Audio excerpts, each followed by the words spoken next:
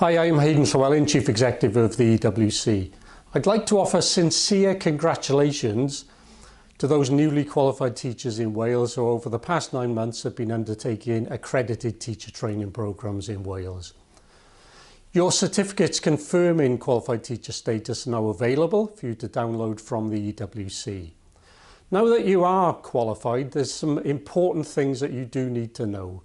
Firstly, it's essential that you register with the Education Workforce Council. You must be registered in order to work and practice in Wales.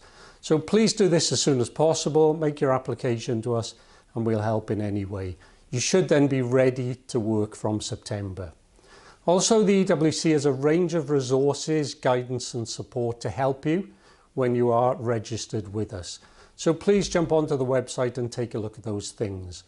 One of the services I'd really encourage you to look at is the Educators Wales website. The EWC develops this on behalf of the Welsh Government. All of the information about careers in Wales in education can be found there, but also it's the largest portal of education jobs that you will find. Hundreds of education jobs, teaching jobs advertised there every day. So please have a look and you can seek your ideal job match there. So congratulations once again on gaining qualified teacher status, and we look forward to working with you over the coming years. Thank you.